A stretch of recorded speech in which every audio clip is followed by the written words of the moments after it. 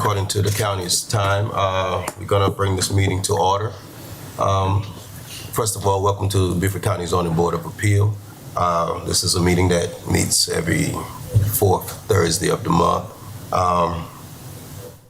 With that being said, it is our custom that we begin our meeting with the Pledge of Allegiance. If I could ask you guys to stand, face the flag, and recite the Pledge of Allegiance. I pledge of allegiance to the flag of the United States of America and to the republic for which it stands, one nation, under God, indivisible, with liberty and justice for all. Thank you.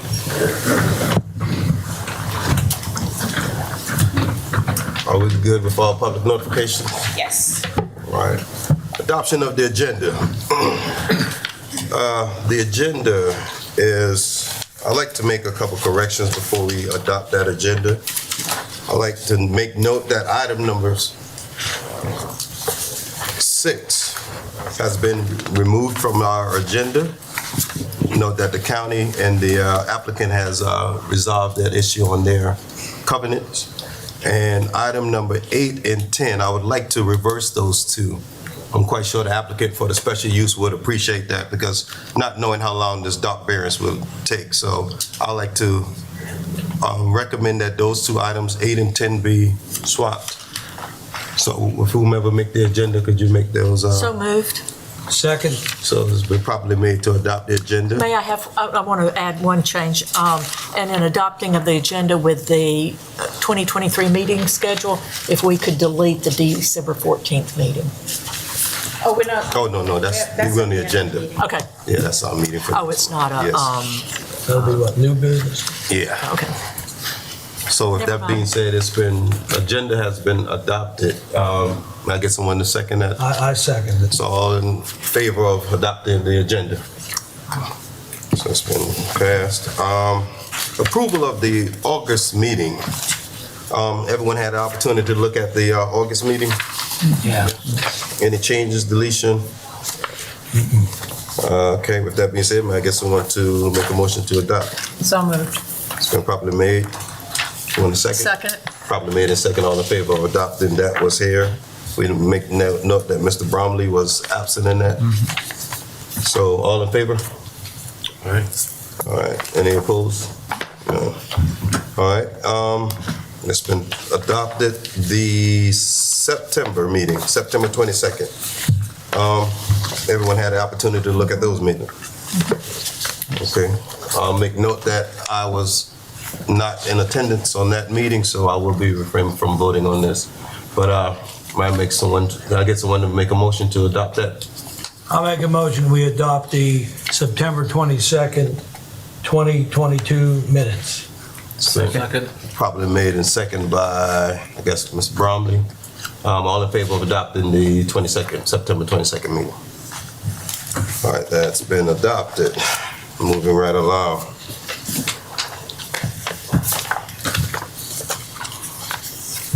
If anyone in here would like to have public comment, I think we have those public comment sheet right there next to you, sir.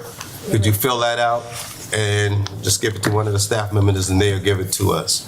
Public comment is limited to 3 minutes.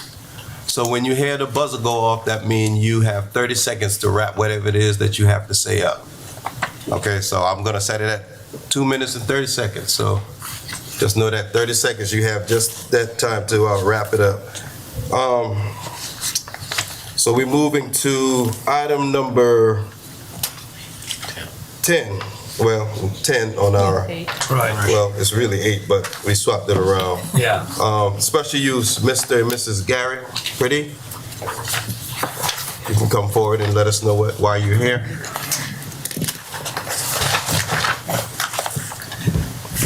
It's been a while since I spoke up on a microphone, but thank you, first off, for taking the time to review my husband and mine application. My name is Kate Hamilton Party, and I'm here with my husband, Gary Party. We are happy to answer any questions or give any additional information if needed. We have lived for over 5 years at 30 Little Horse Island with our 2 dogs, Moose and Rosie. To begin, we are talking about 2 separate developments.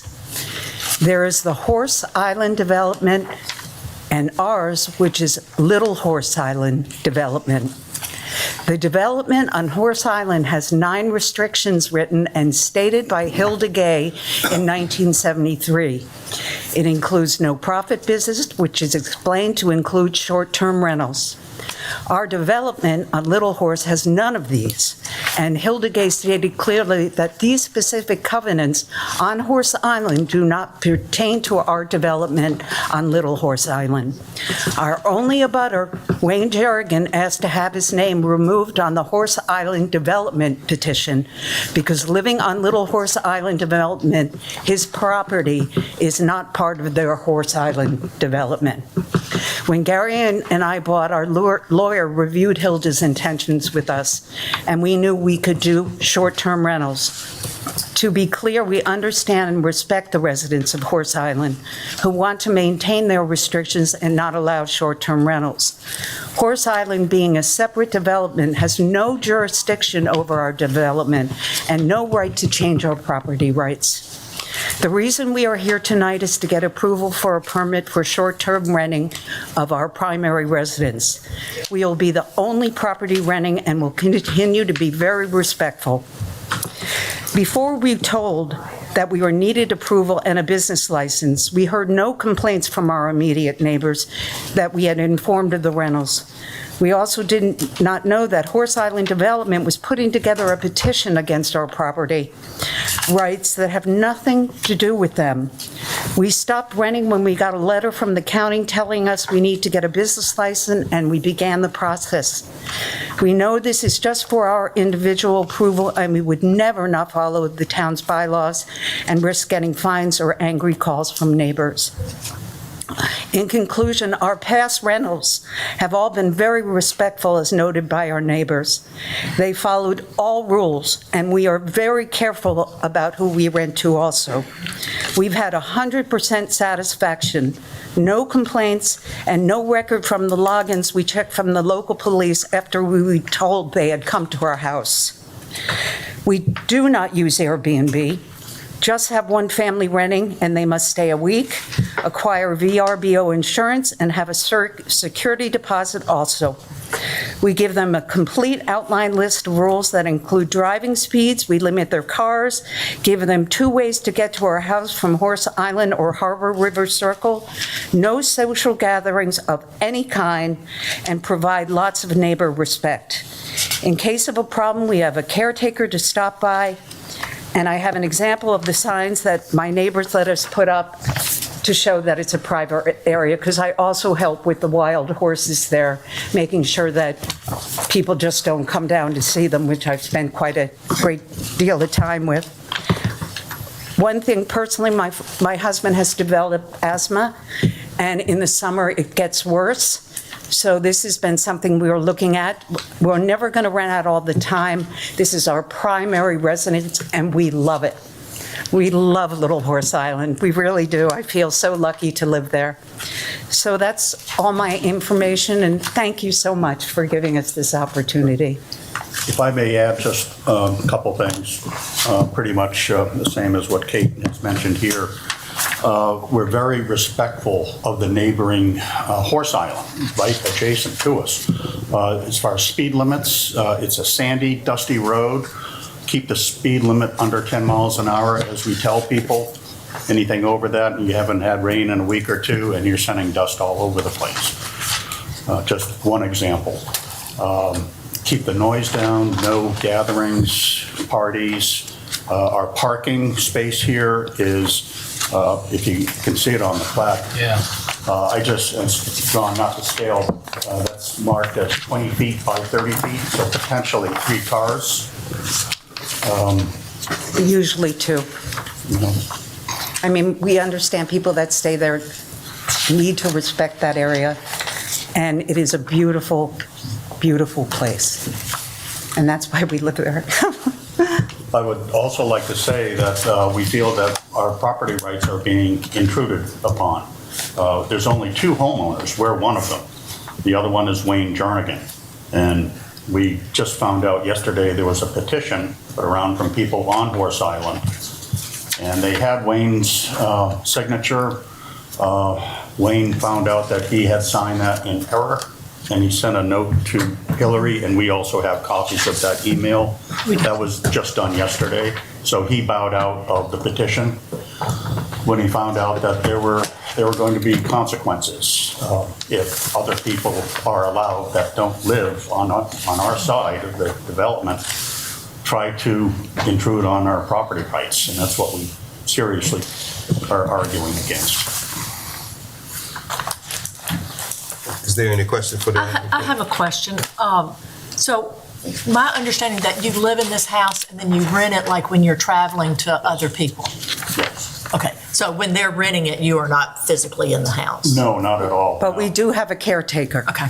So if there's, we've been very fortunate, I acknowledge that too, but we haven't really had any problems. And that's very important to us to understand anybody who's staying there, that it is our home and we have neighbors. And I do that very much because I was fortunate enough to be asked to work with the wild marsh tackies. And I am very protective of them along with my house and my husband.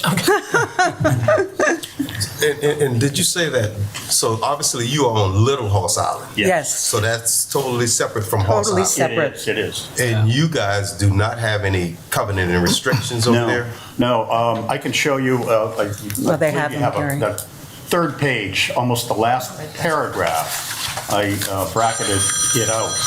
As Hilda Gay wrote that in February of 1973, after going through all the 9 regulations and restrictions that she put on Horse Island, you would think that would pertain to us, Little Horse. She specifically says the above covenants, restrictions do not apply to that adjacent island called Little Horse Island.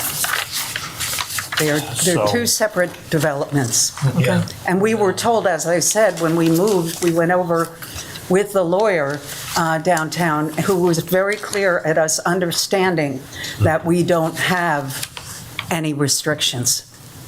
Our intention is to just obey the rules and regulations of the Beaufort County, such as if we are approved, obviously get the business license and follow all county rules. Those are our covenants.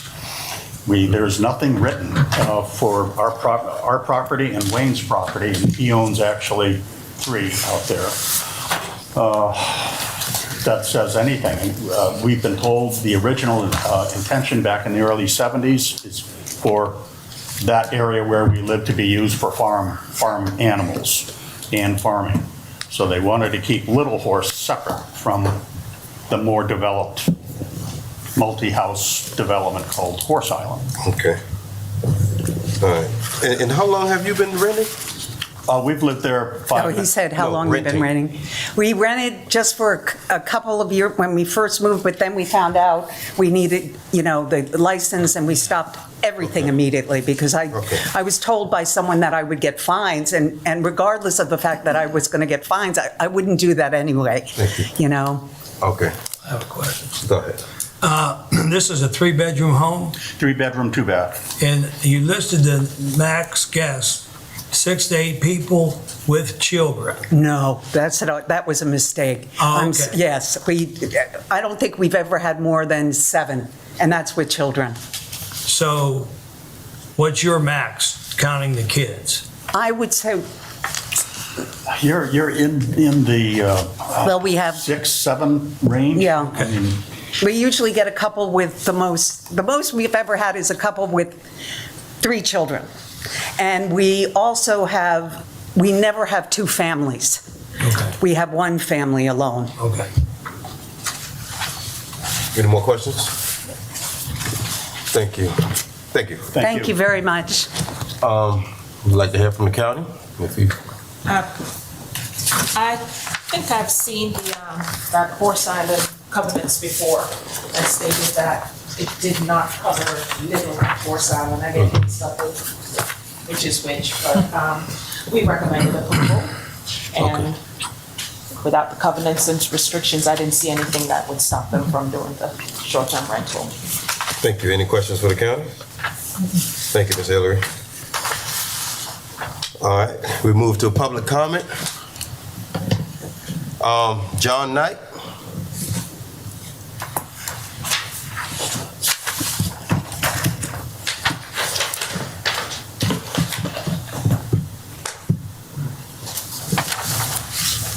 Can I say anything?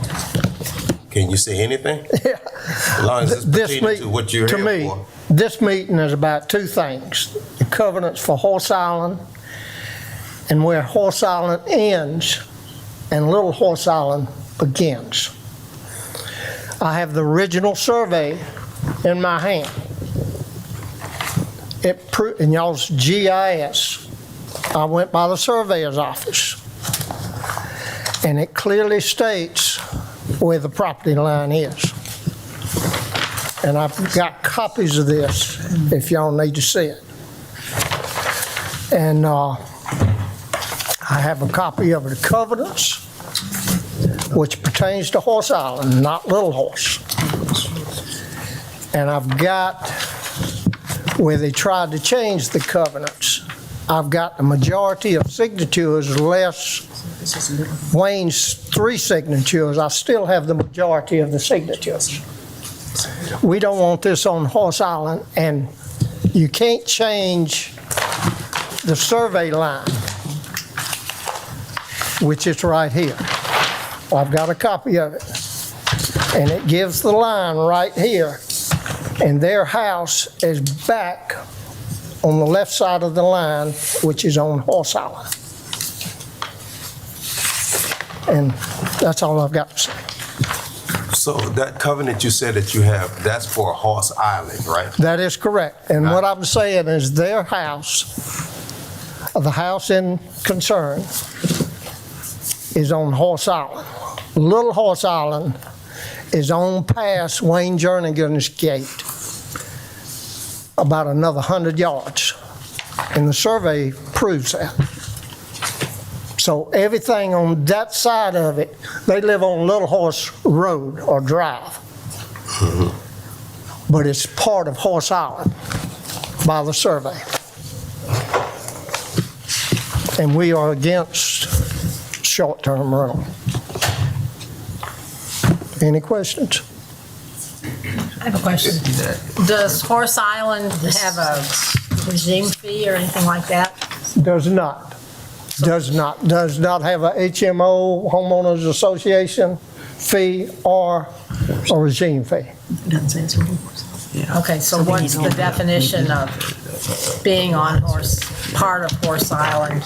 Having property within the property lines, which it's been surveyed. You have a vote if you've got a lot. Some people have more than one vote. Some people have bought 2 lots. But Hillary, I'm sure when this was done, the survey was done in 1974 by David Trojan, I think that's his name, if I'm pronouncing it right. Yeomans. And it shows the line where it's at, and it's very Romans did the newest clear where it is. I went back in there today to the office research in that. that I got this survey from, and it shows that the property in concern is on Horse Island. Could we see that plat that you have right there? That's showing where Little Horse Island begins and Any additional copies of it? The original subdivision, This is their to see property here. what was in that. Surveyor drew that line. This is the original survey. Which the is surveyor drew this line here? Sir, You said the surveyor drew this line? he put that line there by what was on this. This is north 38, 45, whatever that means, 14E. And you can't change this line, which has been surveyed. Now, you could change lot lines, but you can't change that line.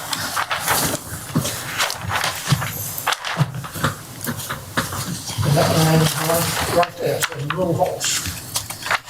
their house, I've highlighted another copy. And,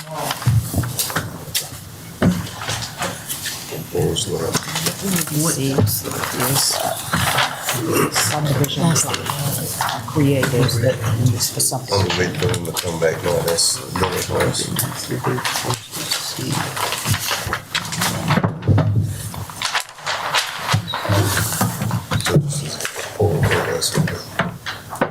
And this is what came from the surveyor's office, right here. And all I did was highlight the line, and this is where their house is, right here. This is Horse Island. The property line to Little Horse is inside his gate. This road is no longer there. It goes in into right there. I ask a question, may I ask a question? Yes. You say about the property line, because I haven't seen this, but does the property line include the house? Or is it just part of the Yes, property? No, that's fine if you tell me. But it's not just wipe it off some of the Yeah. property, it's also including the house. Oh, yeah, the house is included on Little Horse and on Horse Island, but it's not on Little Horse. Their property line ends right here. Did you just say I that the think house what is we need to included on? see, It's We need not the, included. The house is included on Horse Island. This is Little Horse I think what Road. we need to see is the subdivision of Horse Island that the covenants covers. Yeah. So once we get the subdivision plat and see what the covenants covers, then we'll know exactly where these people are. and then there's their plat of reference, the 35 at 204. I don't know that we have So that. I will look that up. Hillary, may I approach the bench? I have a map also, a GIS map. No, I want to see the subdivision that created, the plat that created the subdivision. Some of that is, the road is no longer there. So, Mr. Chairman, could we recommend to table this application till Ms. Hillary gets the subdivision map and that we can clarify what properties is on Horse Island and Little Horse Island?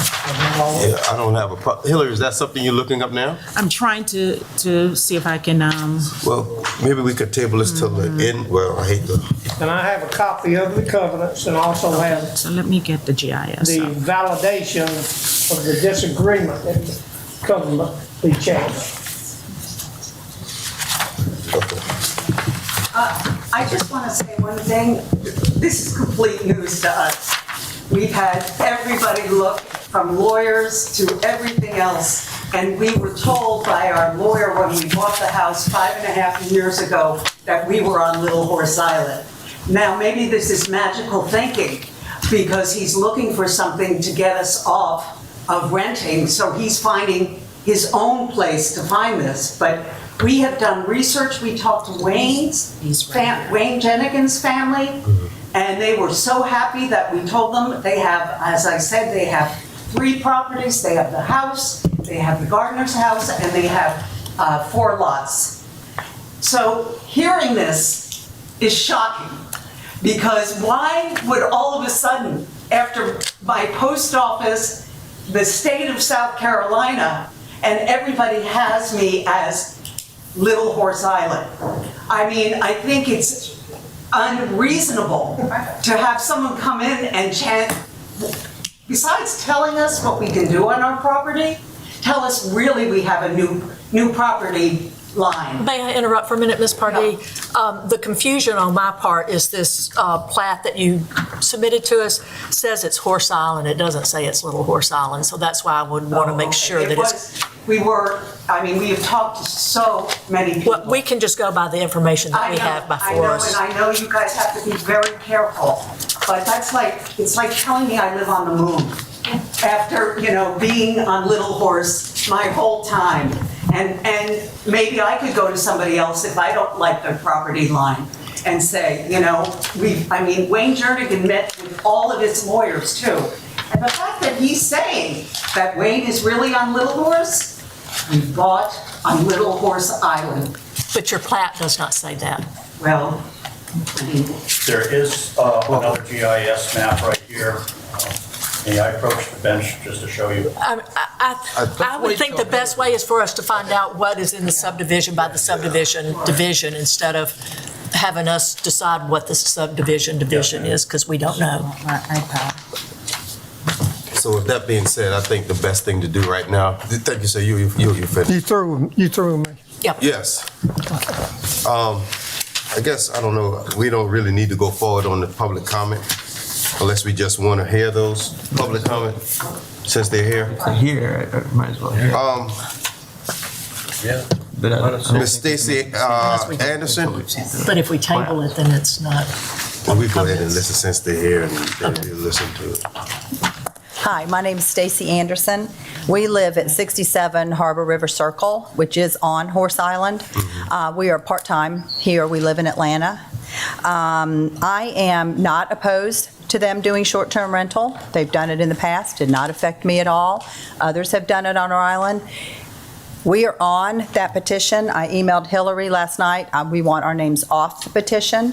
I think 1973 covenants need to be looked at, and we need to come into the, 2020s. So right now, we've had 2 homeowners sell on our island. They bought, they sold within 6 months. They were run off by John Knight because they thought they could do short-term rentals. I don't have a problem with it. I think we need to look down the path, and if you control it, we don't want to rent ours. We're planning to move down here permanently within 2 years. But I just, for the record, I'm not against it. But did you say others are renting down there as well? No, they Oh, I wanted thought you said that to. earlier. They wanted to. One of them came to get a variance, and he couldn't get it because John started a petition. So, Actually, they couldn't get it because you have covenants. Right. And we're restricted by the covenants. oh, I know, but They we can have higher change our power, covenants but that's up if to we y'all. have a vote. But it's up become, to it y'all, has not up so to us. divided our island, and I know that's you guys don't really care about that. We only have 21 homes. But we do have 2 pieces of property. We do have the property next to us and then the property that the house is on. But I just wanted to say for the record, and if they're on Little Horse, I don't care. They can rent. Thank you. Thank you. Diane Benedict?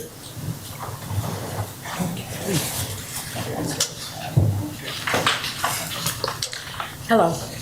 This is hard for me because these are my neighbors on both sides of us. My husband Ray and I have lived at Horse Island for 32 years. We've owned our property. We were there, we were the only house out there. Before their house was built, before Wayne Jurgensen's house was built, we were the only house. There were 28 ponies out there at the time. We're down to 8. That's not the point. We live on Little Horse Island Drive. We are on Horse Island. It's the same as they are. And we just don't want Airbnb, as John said. Others have tried it. The covenants covers it.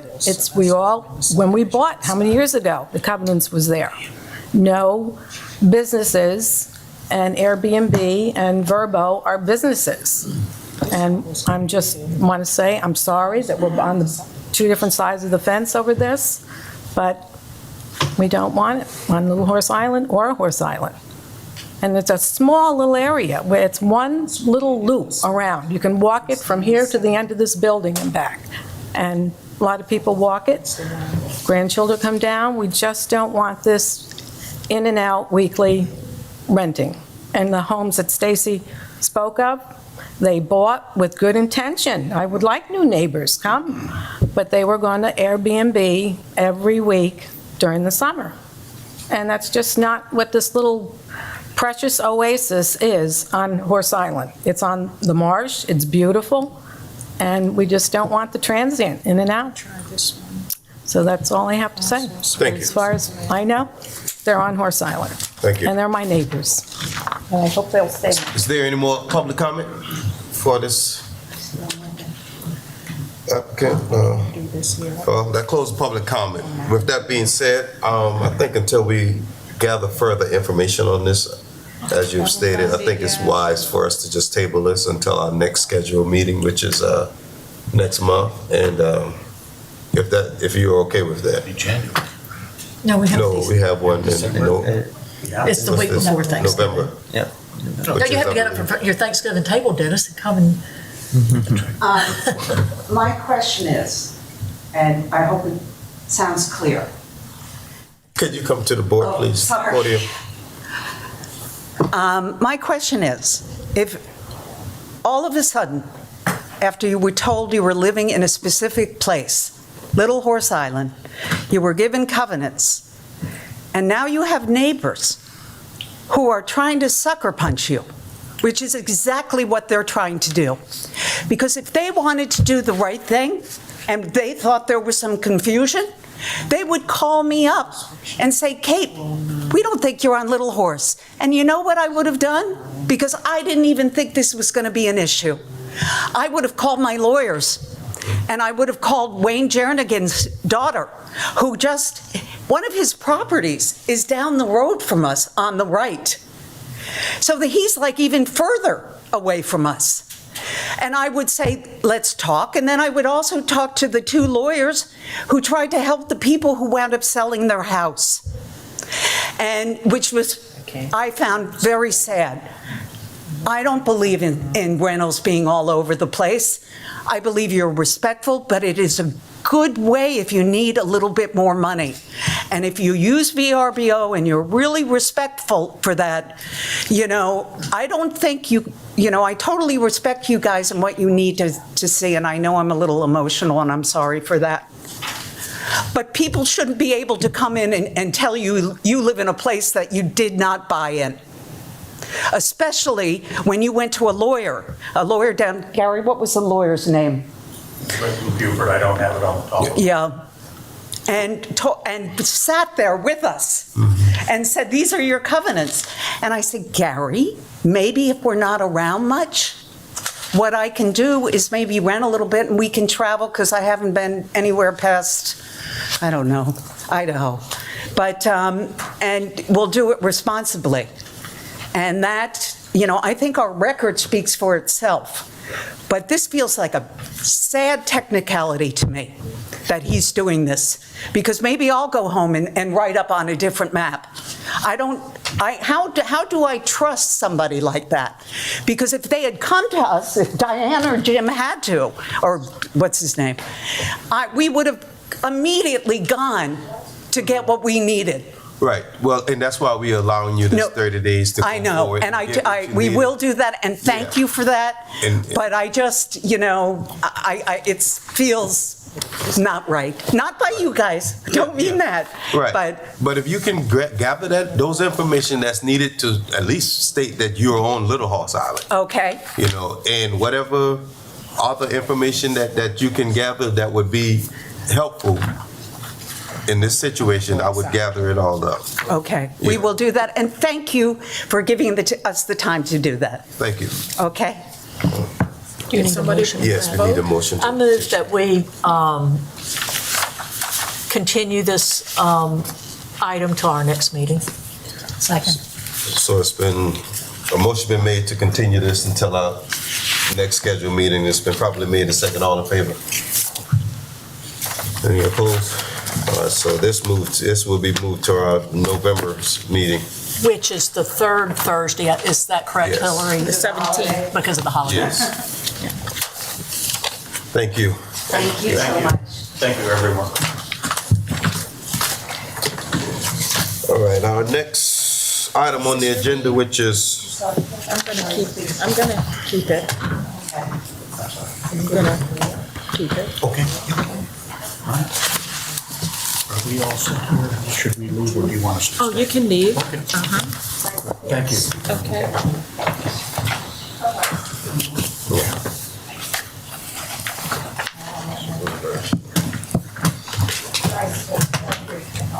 so our next item on the agenda is Mr. William Webster, who is requesting a variance to construct a dock.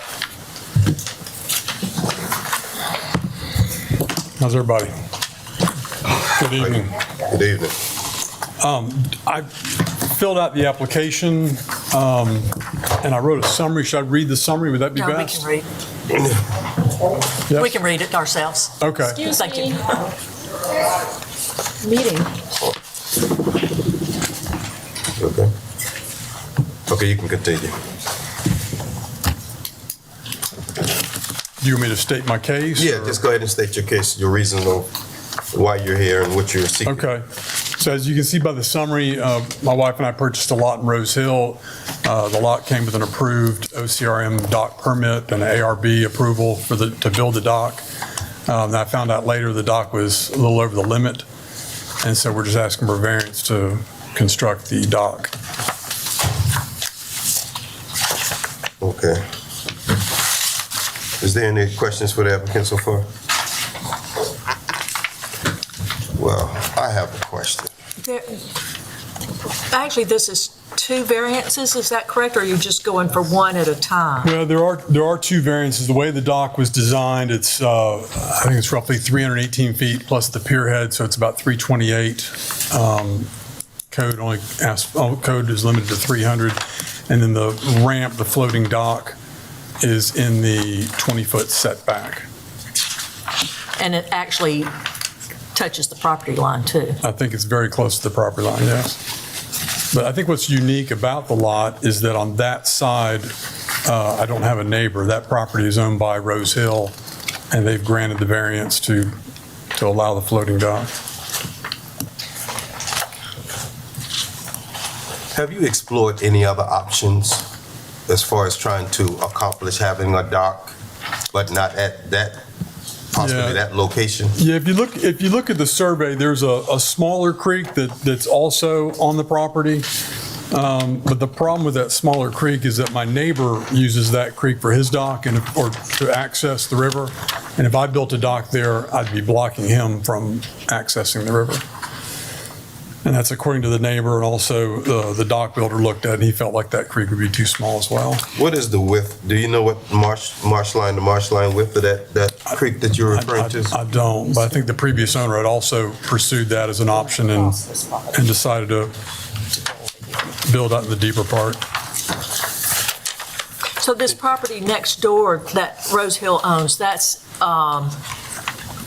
not a lot that would potentially be for sale, but this is common property. Correct, that's just common property, yeah. And I understand that, the 20-foot setback, I understand the nature of that. You don't want to have something built right up on your property line that's going to affect your neighbor. But, this isn't really a vertical structure. We're talking about the floating dock is horizontal in nature, and it's 100 yards out into the marsh where it's not blocking anybody's view or having any impact on anyone. And, like I said, there's no neighbor on that side. If I did build in the smaller creek, it would have a view impact for my next door neighbor, and then the next neighbor down is the one that has the boat. And that's my biggest concern is blocking his access. So would he not be able to access is water in that creek at all times? No, it's just that little creek's just a tidal creek, and, it fills up, about 2 hours after low tide. So it empties out completely at low tide, at dead low? How does your neighbor that currently have a dock there, and you said the neighbor above him has a dock also, right? The neighbor 2 doors down has a dock. So they can all drive their boats past each other? Well, there's only one dock. So my next door neighbor doesn't have a dock. Okay. It's the next one down that has a dock. He's got like a little, 12 by 15 floating dock. And it's on that little creek? It's on that little creek. And so again, can the boats get by there? He's the only boat on that creek. I understand. Can his boat get by the little dock you're talking about? He's got the only dock, and so he comes by that creek and goes out into the bigger Nobody can go part. past him, though. I don't think anybody can go past him, no. Because of his dock or just because of the creek? Probably because of his dock. Yeah, his dock would probably block anyone else further up the creek, but there aren't any other docks up the creek. He's the only one. He's the only one in Rose Hill that has a floating dock, as far as I know. I understand, but the code clearly states you can't build a dock that impedes other boat traffic. Right. So that doesn't make a whole lot of sense to me. Could a boat navigate past your dock if you were to put a dock on that tidal creek that you're referring to on a high tide?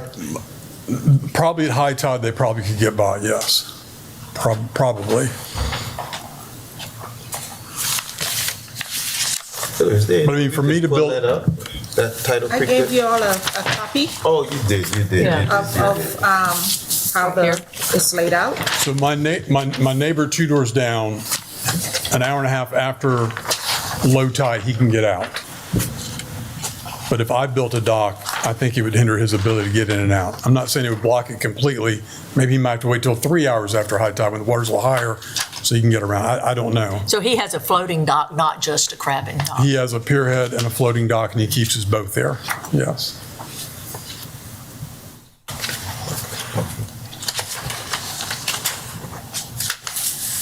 So this, to the Pavilion Point, is that a community dock that's down there? That's a community dock, yes.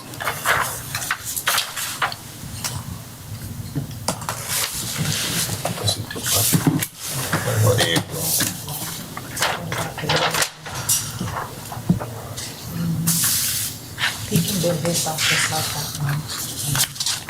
So my objective is to build out in the deeper or wider part of the creek so I don't block my neighbor's access or anyone else's access.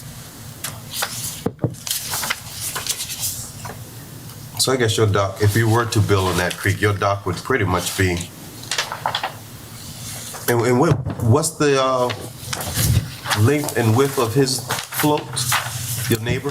His is probably 8 by 15, maybe. I'm not sure. And you were proposing to. The floating dock on the plan you have is 8 by 20. I've actually amended that slightly so it's a little bit smaller. And actually, I've amended my boardwalk so the boardwalk's a little bit shorter. If you'd like to see it. So it's 16 feet instead of over 316. Did OCRM approve that? OCRM approved the one No, I'm that talking about what you amended. no, what I have here, I'm sure they would amend it because it's just shorter, and the dock, the floating dock and all is about the same. Floating dock's a little bit shorter, but the boardwalk is 16 feet shorter. If I could pass this out, this might be helpful too. You want this? Yeah.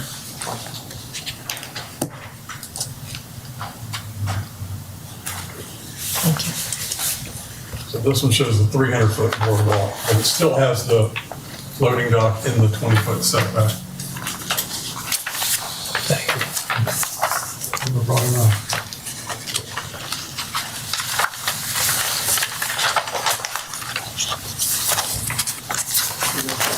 You will share.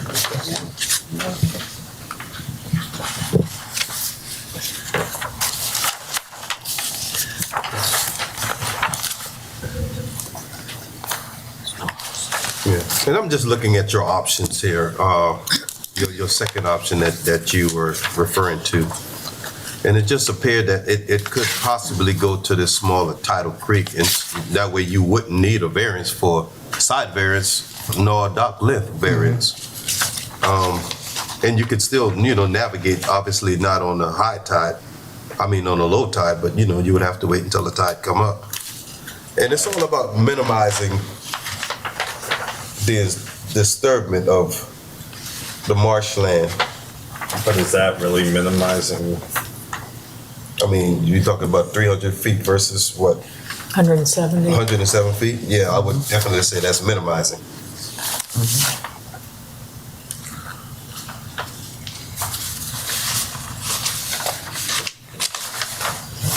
Could I see what you're looking at? From your suggestion? Going No, into the same pretty much creek. the same thing you were referring to. I'm just looking at, if you're coming off from your dock to, So it would be. where are you at? Here, to this be creek out here? versus, Yeah. coming out there, trying to get to this Right. open water here. Is this another creek right here? What is That that? might be another option. I think this is deeper than that. The one that your neighbor's in looks like the deeper one. But, and that's just me. My colleagues may think differently. Well, a lot of times you don't think about what the impact of that dock is, but we don't have a dock, but our neighbors do. And it goes across marsh. And for 10 years, probably 12 years after they put that dock in, there were no redfish there. where there had been full of redfish prior to the dock, and I think just the chemicals of the piers affected the feeding area of the redfish. So if you could save 130 feet of dock, it would be a big impact, I would think.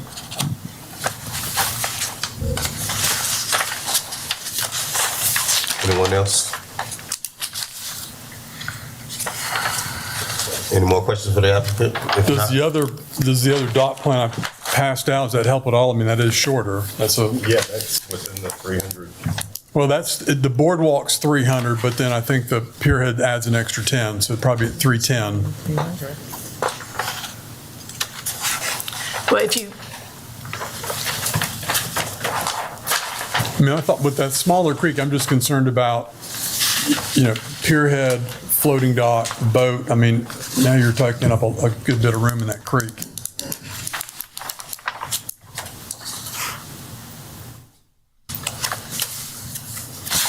It just still look like it's navigable. You can still navigate next to it if need be. It wouldn't prohibit your neighbor to your left, 2-3 houses down, 2 houses down. I mean, it depends on the tide. Well, exactly. I mean, quite obviously, you have to navigate through a high tide. See, that's my thing. I mean, he can get out an hour and a half after low tide. I don't want to build a dock and then all of a sudden he's got to wait until 3 hours after high tide to get out. Well, getting back. Get back. What would make you think he would have to wait that long? Is that creek that much more shallow by you? Well, it goes completely dry at low tide. Okay. And so an hour and a half after low tide, there's enough Right. water to get out. But, then if I've got a floating dock and a boat, then he's got to get out around all that. It just might increase the time or decrease the time, I guess, that he would have access. Well, I mean, that's a shorter dock. It's going to save me money. I mean, So that's all good, but I'm just concerned about my neighbor. it almost looks like if you put the boardwalk right on the setback line and then run your dock the other direction, you wouldn't need a variance from us if you could get that under 300 feet. it wouldn't need the side bears.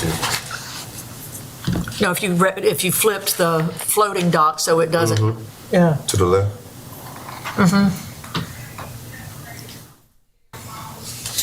This one too. This shows I mean, if you came just straight out along the property line and then had your floating dock going the other way, you might not need a variance. I mean, you'd have to be careful that you're not blocking the entrance to that, but. If you put it, so this, I think it would stick way out here. I think that floating dock would come way out here. It'd be worth looking at. You could do you said you were already doing a smaller one, so you could Yeah, just. the other thing I was considering is just having, pierhead here, get rid of the floating dock and just have a boat lift. Because it seems like that space right there would be big enough for a boat lift. And then I'm not in the setback, but I'd still probably need 310 feet to build To a be dock. designing his dock. Right. He needs to figure that out himself. She said, we're not designing your dock, you need to figure out that yourself. But I think what we're saying is there's other options that maybe you should explore before we take a vote on it. I'm not telling you what to do. Yeah. But I would just do all homework before, and we can table this until our next meeting. Okay. And then explore all options and the best option that, Your suggestion would be to try to put something in the smaller creek. But you think it would be possible maybe just to, well, I guess what I'm asking for then, if I could get to 310 and just put a lift instead of a floating boat, then I wouldn't be in the setback. But I'd still need 310 feet. and we're not gonna do, like you said, we're not designing it for you, but if that's what you wanna do and come back for 10 feet, that's an option. Or explore the smaller creek, either one. So it's up to you. Okay. Yeah, I don't wanna tell you, do it. I'm not here to give recommendations. Look for some direction of what would be. Right, like the dock, even if you get to 300, you're still going across the same area. Like it's still gonna have the same impact whether it's 2 feet longer or 3 feet longer, honestly. So that's where I'm a little. Right, whereas if you go to, Yeah, I mean, like, is 3 feet really gonna, I mean, yes. but if you we go wanna to the minimize as much 170, as that's a big possible. difference. But if you, you know, that's, if we're gonna approve that at 300 and, let's call it 6 feet or whatever it is. And again, I don't want to get into the design phases of this. I mean, Yeah, no, I do understand that, but we are talking about, you know, Well, I guess I'm hearing his question is if it was 310 feet, would we approve it? And you're saying, well, this comes in at 306, what's the difference? Is that kind of what we're? Well, or just that we have to see what the float does, what. Yeah. Well, I'm asking for 2 variances, and that's probably an issue, Yeah. right? Yes. right. If I can eliminate the floating dock, come back with a 310-foot dock with a lift, I don't need the variance for the 20-foot setback. That might be more acceptable. It might, but you wouldn't need a variance if you go to the smaller creek. And I wouldn't need a variance if I just do the smaller creek. Right. You don't even have to come back and see us. Okay. But if I like seeing you and spending time, We're come back and here. do that. Okay, well, let me give that some thought. Okay. I'll give you your option, and maybe come back with 310 and a lift, or maybe do something in the smaller creek. I really don't want to bother my neighbor, though, so I might just come back with a 310 and a lift, and give that a shot. Okay, that's what you want to do. Well, let me ask you one question, sir. Yes, sir. Poker face. Could you give us if you're gonna do this, give us the width of that smaller creek, Okay, so that we're armed with that information also. okay.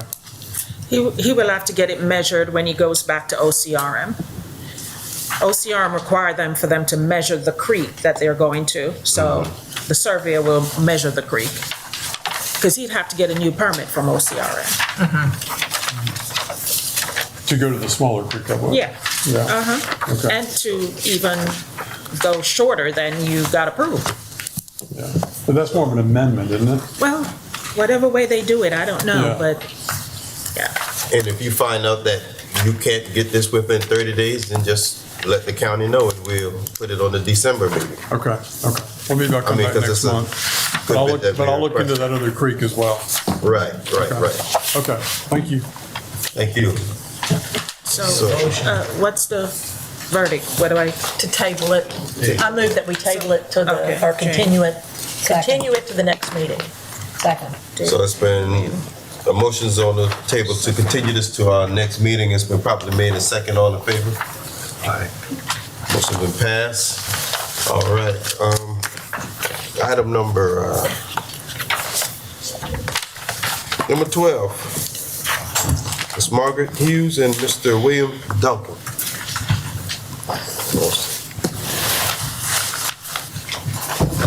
Before you get started. Oh, yes, sir. Is there any public comment for item number, actually 8? No public comment? We close public comment. Thank you, sir. You may continue. Thank you, Mr. Chairman. My name is John Carroll. I'm a partner at the law firm of Burr and Foreman. We've got 2 offices here in Beaufort County. And we represent Ms. Carr Hughes and Mr. William Duncan, and the current owners of 199 Fripp Point. This is in Fripp Point Plantation in St. Helena Island. And adjacent to their property is Village Creek. Village Creek is a home of several docks, similar to the one that we're seeking a variance to construct today, and also the home of commercial fishing enterprises that run up and down the creek. And Ms. Hughes gave our firm a call because she desired to seek a zoning variance, or I should say a variance permit, because in the county's, you'll see in the county's staff report, the county identifies Village Creek as a small tidal creek. And the code section that's relevant, as cited in our application narrative, defines small tidal creek in 2 ways, and that's really why we're here today. Our position is that the CDC is in conflict with itself because it provides 2 definitions of what a small tidal creek is. And the first definition, and forgive me, I'm speaking to Division 42190D. The first definition is small tidal creeks are defined as a tidally influenced bodies of waters that are 100 meters or less in width, measured from marsh bank to marsh bank. And then the very next sentence would be the second definition. The Beaufort County Small Tidal Creek map, see Appendix F, provides an inventory of small tidal creeks in Beaufort County. And in 2019, it was actually, I'm sorry, it was 2018. This very body, the homeowner's name was the Weavers, considered whether or not a property was on a small tidal creek. And the CDC directed a reader of the CDC to go to the map. And this body, the chairman of this body, the late chairman, said, we are, as they say, stuck with the map. I think what you're asking us to do is make an interpretation that is inconsistent with what the map shows. We don't have the power to do that. And if you were to review Appendix F, which is the second definition of small tidal creek, we've highlighted, which I tried to conveniently label as our Exhibit F in our narrative. We provide a copy of Appendix F, and we put a red dot where the property is located. You can see clearly it is not colored in as a small tidal creek, which makes sense. I mean, there's commercial fishing vessels going up and down every day. Unlike the prior applicant, this is not a creek that is shallow without water during low tide. Now, the construction restriction for small tidal creeks isn't really what we're arguing. What we're arguing is whether or not we're a small tidal creek at all. So the construction is that you are allowed to have a dock up to 300 feet, which, and if I had been good at math, I would have gone to business school and not law school, but I believe that's about 90% of a 100-meter creek. So, obviously it's about 90 meters, I believe, 300 feet. So what we're not desiring to go to jet right across the whole creek. If you look at, I believe it's Exhibit D in our narrative, which is the concept survey of our dock, of our desired proposed dock.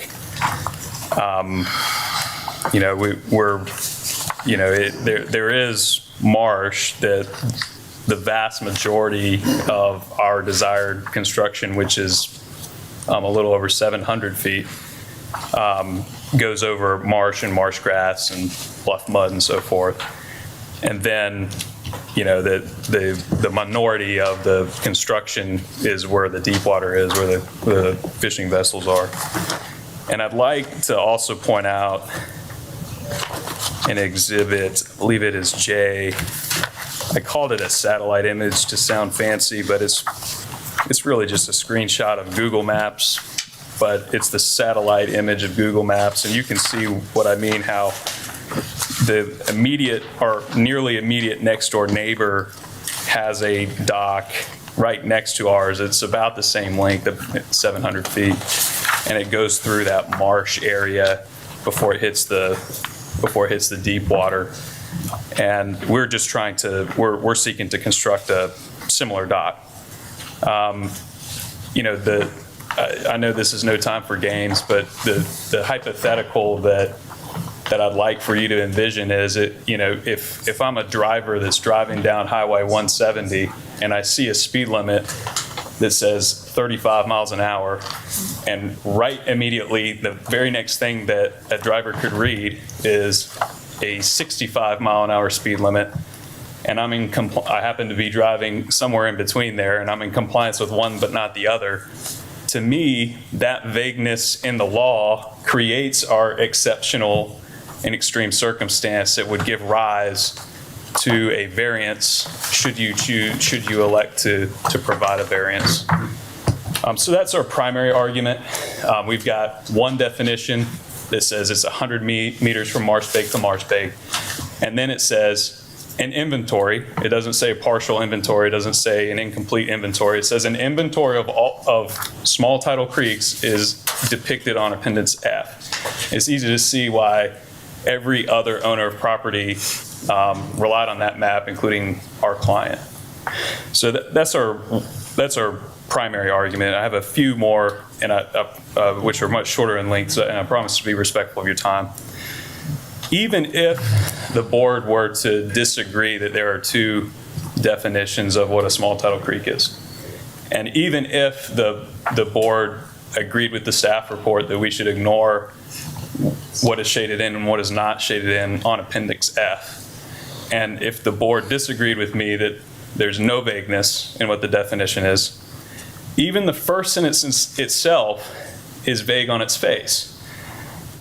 100 meters from marsh bank to marsh bank.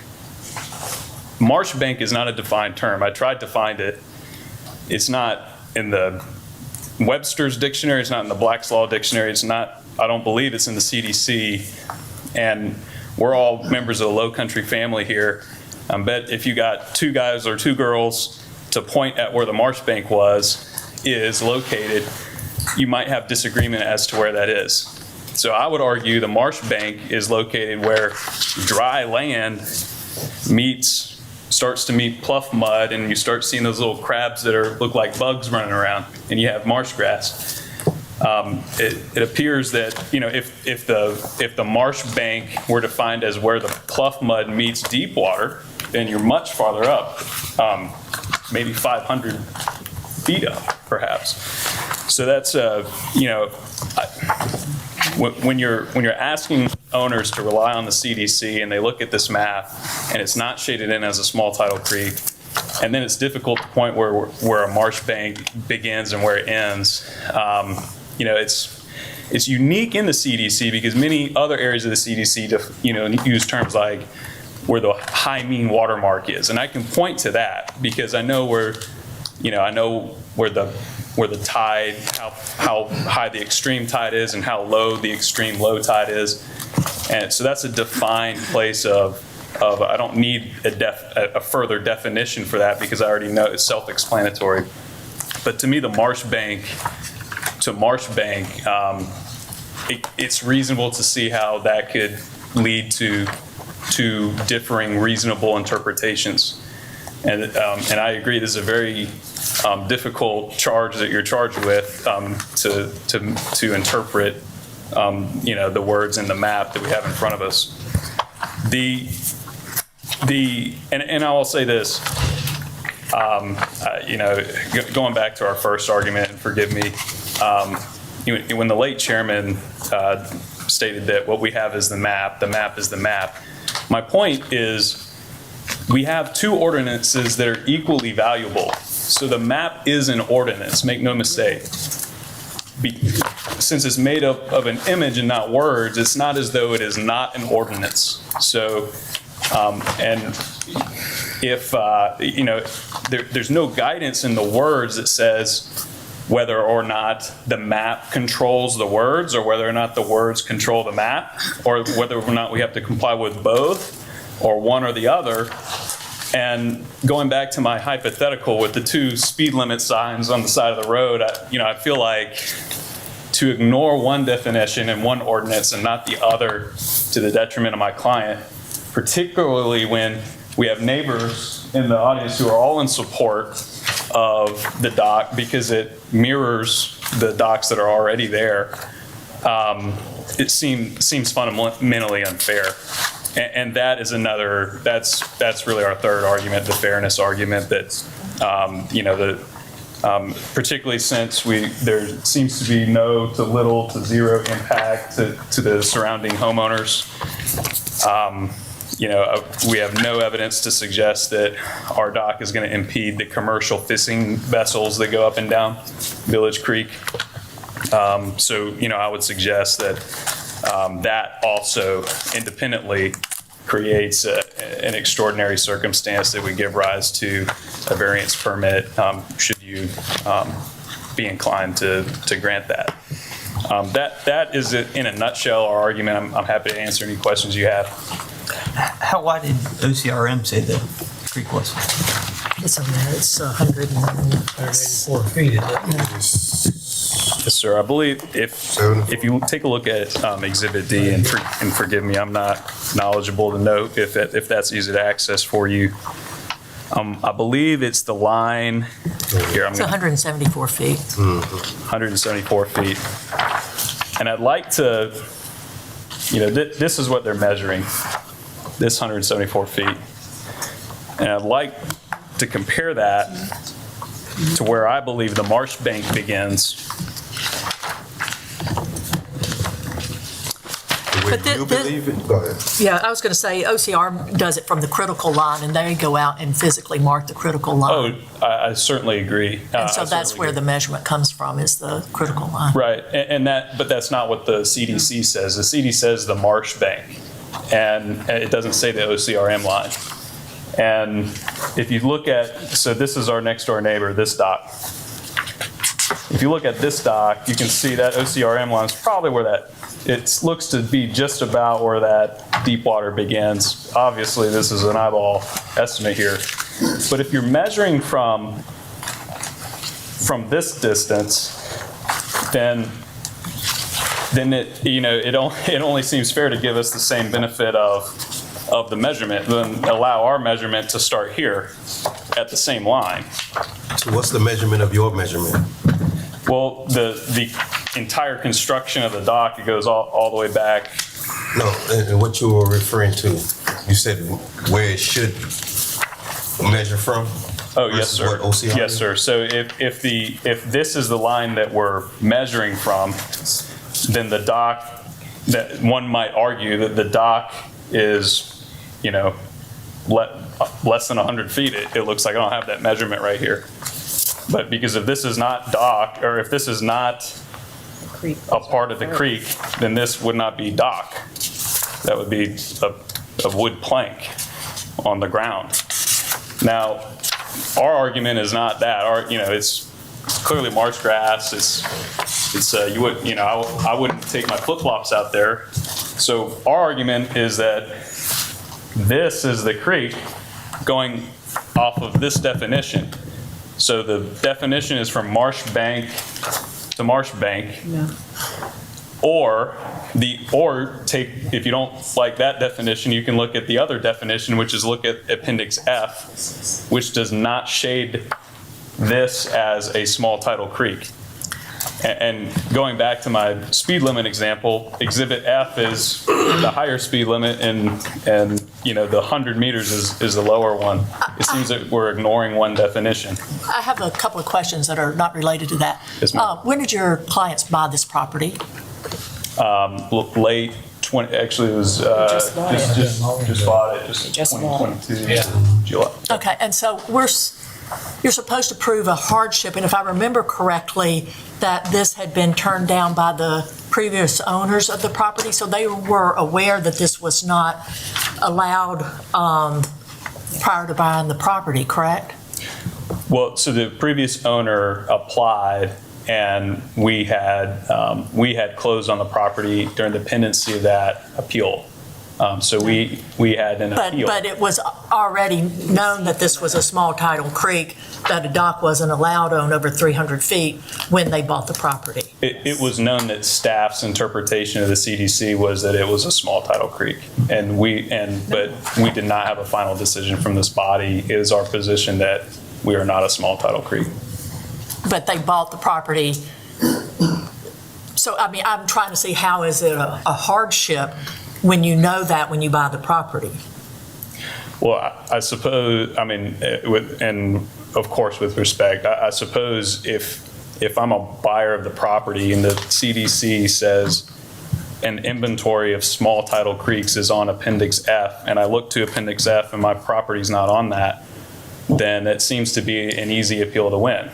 Now, I'm not suggesting that this is an easy case, but I could see how a homeowner or a home buyer, when you have a next door neighbor that has a dock of almost equal distance, you have an assurance from the owner that's selling it to you that says, Yup, it's fine, I don't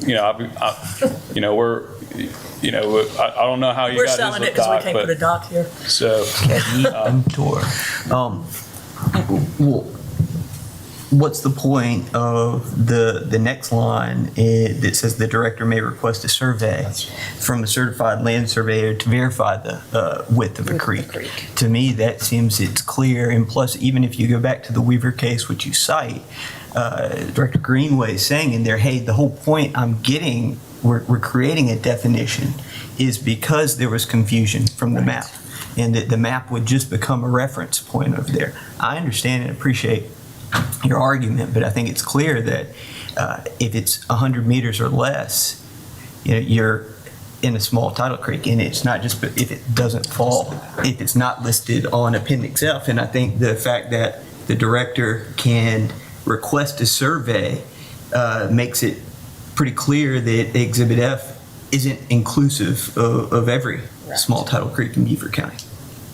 right, well, Could you get a survey to, I know It's on the dock permit.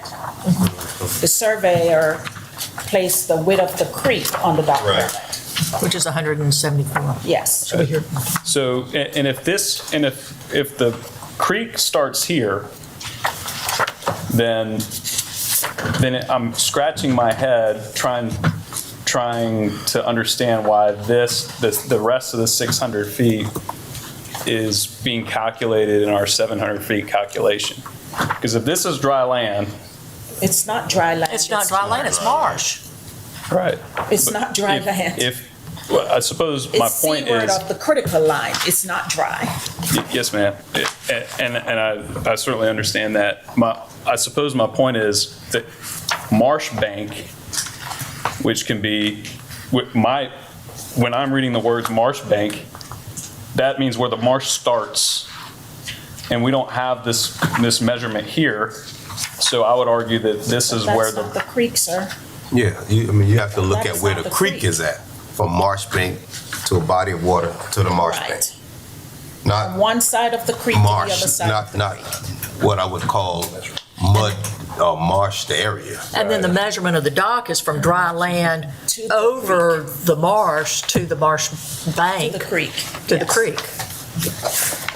So I suppose what would be helpful for our clients is a definition for marsh bank.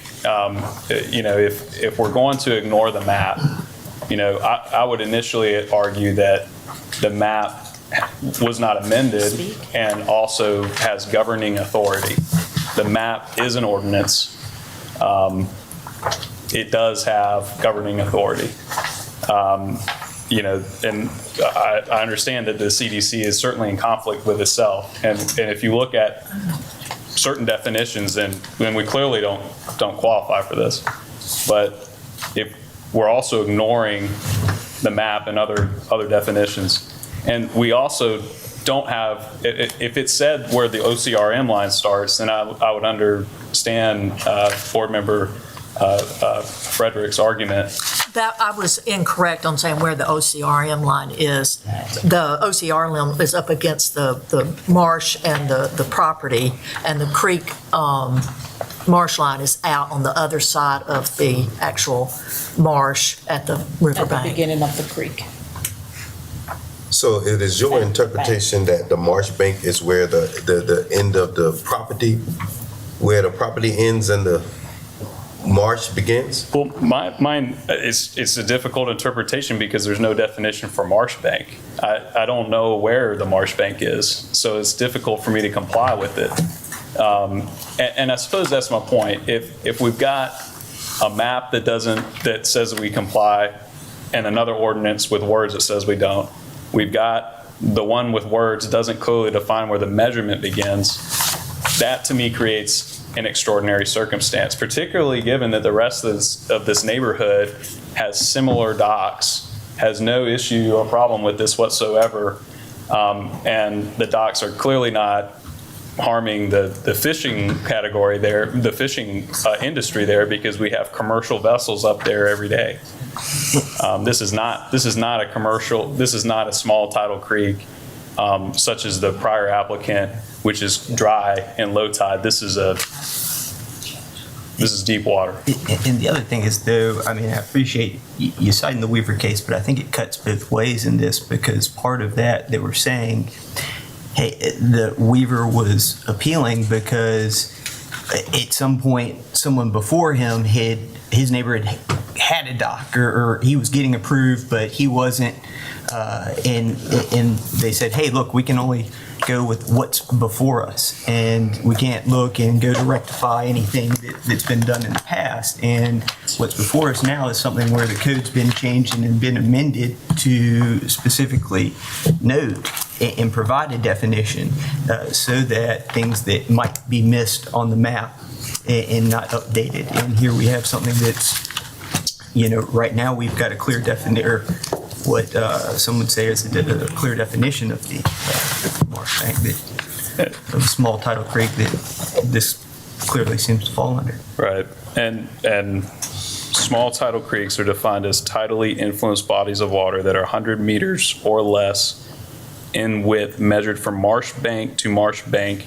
The Beaufort County Small Tidal Creek Delineation Map, see Appendix F, provide an inventory of small tidal creeks in Beaufort County.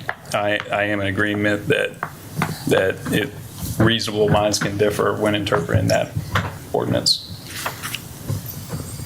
Should hear from county. Okay, any more questions for the applicant? Thank you, sir. Yes, sir. We'd like to hear from the county. You want to go? Okay.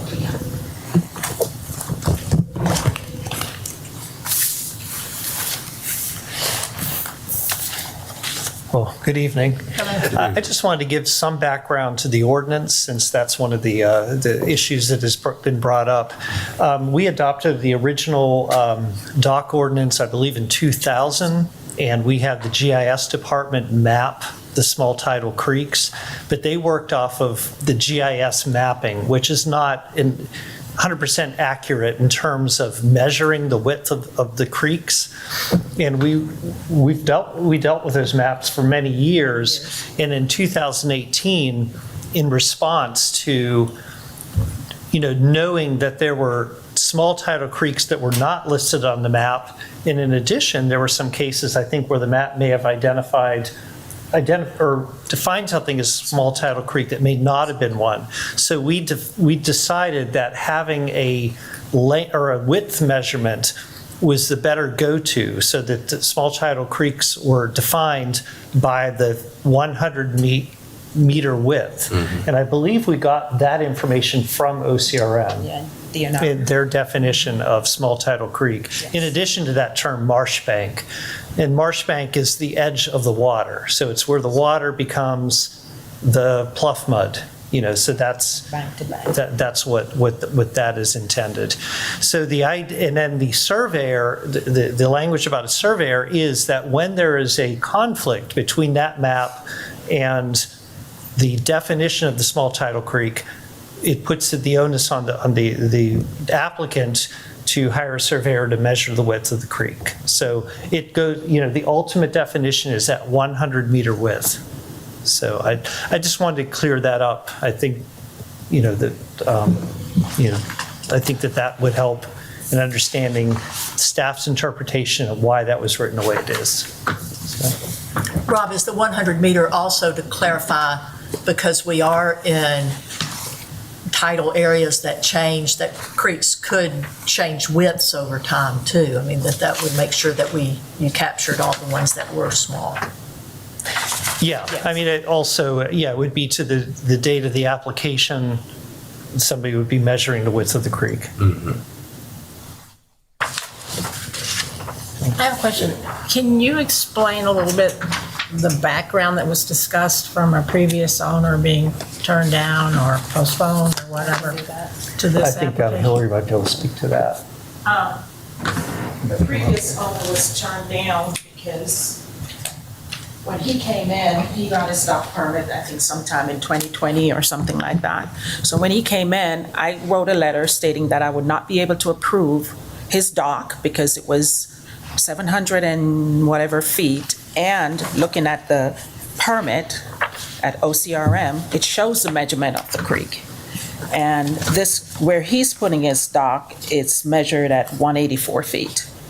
So I wrote a letter and I told him, I'm not able to approve your dock because you're on a small tidal creek and your dock is too long.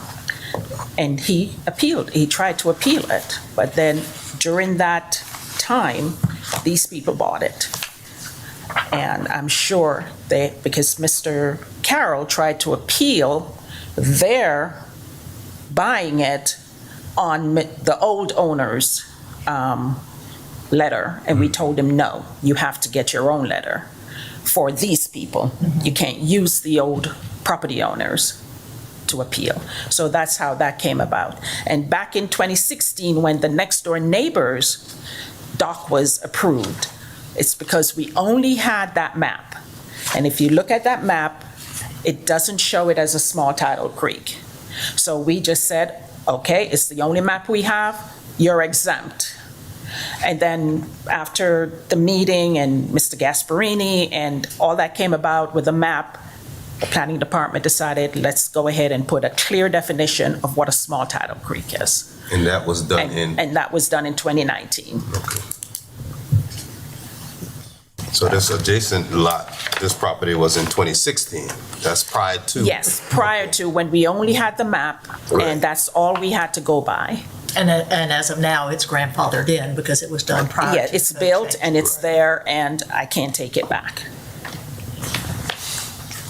Any more questions for the county? Thank you. If I may provide a brief response. You may. Thank you. And that was very helpful from the county.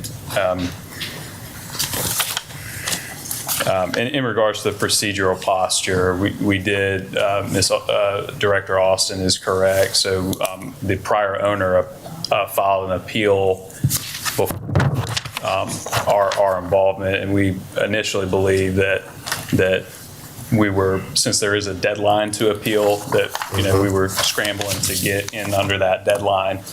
And then, we got guidance from the county that since we're a new owner, we didn't have standing, and the more appropriate pathway would be for a variance permit. So that's why we're requesting a variance permit. But the words, and thank you for the explanation with the background and the history. The words that were used when the county spoke was, when there is a conflict, use 100 meters. But I don't see those words in the ordinance. It says 100 meters from marsh bank to marsh bank, see Appendix F for an inventory of small tidal creeks. It does not say, when there's a conflict, rely on the words. He used the words, the ultimate definition, but we don't have that guidance here. That's not what County Council adopted. Those are not the words that County Council adopted. So I find it difficult to imagine that County Council intended for us to completely ignore Appendix F in the event if it's to have no governing effect whatsoever. If that were the case, they would have further amended the CDC to delete Appendix F. So our position from the get-go is that we can play games with a marsh bank to marsh bank, but our ultimate position is that we are not a small tidal creek pursuant to one of the definitions provided in the CDC. We don't have any further guidance with the words on the page there as to whether one definition trumps the other. So I guess your main argument is whether this is a small tidal creek or not. Yes, sir. That's our primary argument. Then it should be an appeal, not a variance. Right.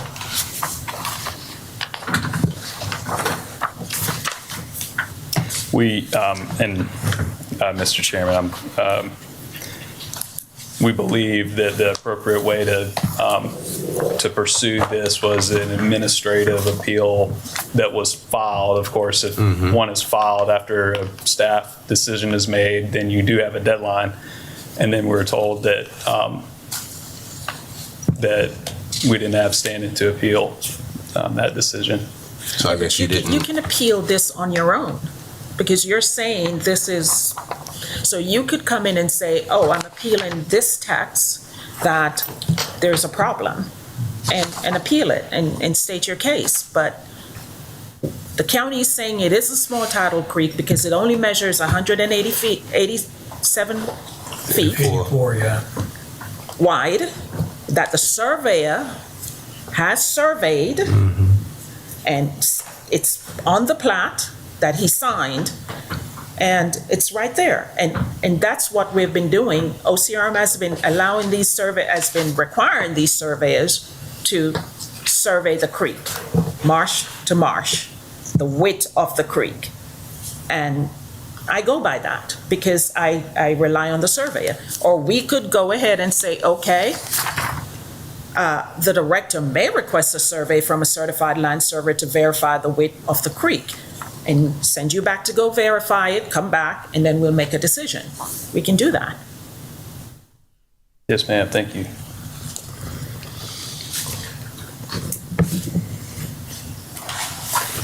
So I guess one of the things is, I mean, we can move forward, or is this really a variance, or is this an appeal? Because if you're appealing that, whether or not this is a tidal creek or not, then that's not before us today. Well, our variance is that, the variance request is that since there's vague definitions within the CDC, that is what gives rise to whether, or that is what gives rise to the extraordinary circumstance as to whether or not a homeowner might have a hardship, and there might be confusion as to whether or not we're a small tidal creek. No, there's a section in the code that says if there is a conflict or if there's something that's not clear, then you appeal that. You get an interpretation and then you appeal it. You can't come for a variance and say the code is unclear and the code, it's black and white. It's 100 meters or the map, or you get the surveyor to measure the width, which would be a waste of money because it's already measured, and it is a small tidal creek. Now, I can tell you that in a letter, and you come back and you appeal that decision. And that's where you would bring up the text. Because if you're having a conflict with the text, you appeal that. Or you go and you get a text change. But you can't ask for a variance based on a conflict with the text. How is the text causing a hardship for your clients? It's not. Yes, ma'am. In the event we were to appeal, my concern from a procedural standpoint is that since an appeal was filed based on a decision for this very dock, I'm concerned that we may be restricted in some way from filing an appeal since that initial. Different owner. No, you request the dock permit, I deny you, and you appeal that.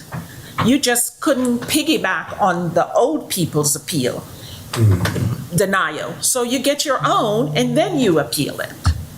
Thank you. Or you appeal what you're stating right now, that there's a conflict with the code and get it, ask for an interpretation, we give it to you and you appeal that. Thank you.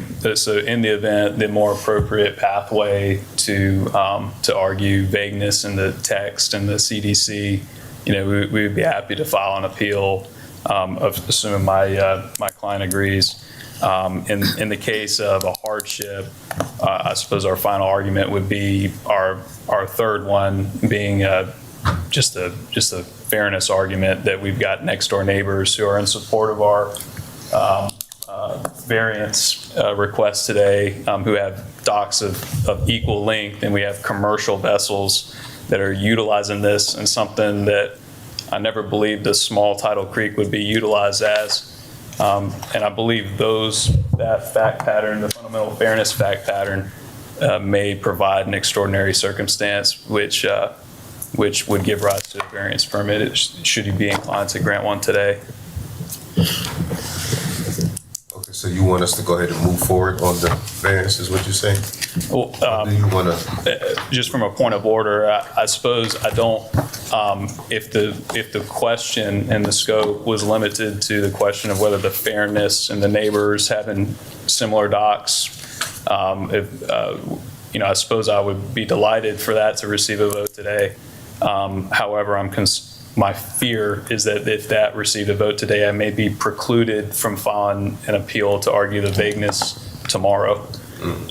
And so from a point of order, I'm not prepared to answer that question today, but I mean, if we're required to file an appeal to argue our primary arguments, I'm sure we'd be happy to do so, so long as we're not precluded from doing so. I mean, if you guys turn him down for the variance, then I don't think he can come back with an appeal. So you need to withdraw. That's what I would just so I'm clear. Yeah, and then come for the appeal. Clear, because what I hear is that their main argument is over interpretation. And now, but what would the process and procedure be for him to bring up that interpretation argument, given that would they withdraw the variance? Yes, I think, Right or now? just ask to table it, or, Well, if he's going to I come think up with withdraw an it. appeal, he needs to withdraw Yes. his variance. Yes. And then come back with For the appeal. And so he would withdraw this, because I think what I'm hearing is that you might not want to vote on the fairness argument. But If that would preclude our ability to file an appeal application, then I would be inclined to withdraw. agree after meeting with my client to discuss. Okay, well, we'll give you that opportunity to meet with your client and see if they would like to ask this board to withdraw, and then you can come back with an appeal. Thank you, Mr. Chairman. Yes, sir.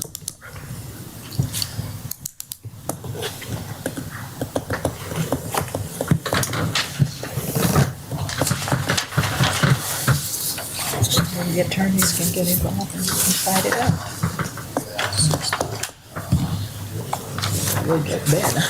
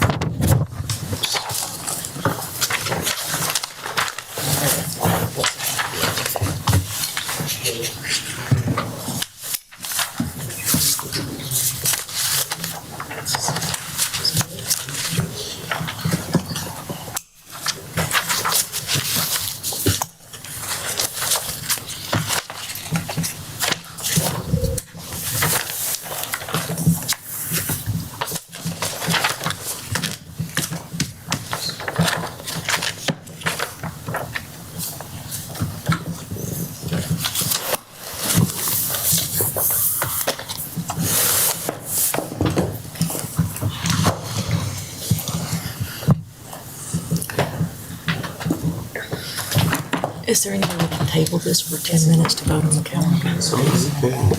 Well, I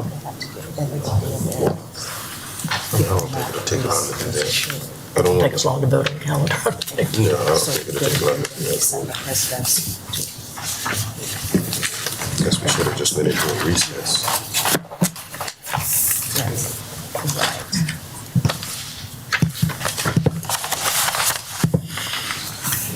Could I move this into a recess to give them 10 minutes to discuss? You can, yes. Okay. Mr. Chairman, I move we recess for 10 minutes to allow the applicant to consult with his client. Okay. So we'll reconvene at 6:44. So motion on the floor to recess. It's been second. All in favor? Jane. 10 minutes recess.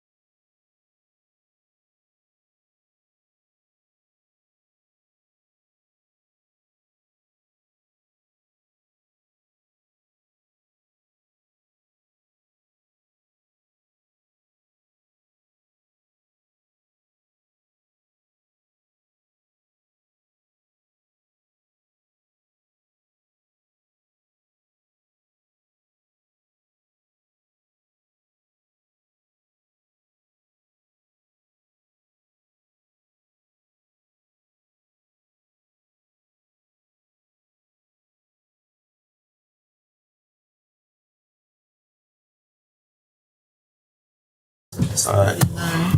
Thank you, Mr. Chairman. Thank you, Madam Vice Chairman.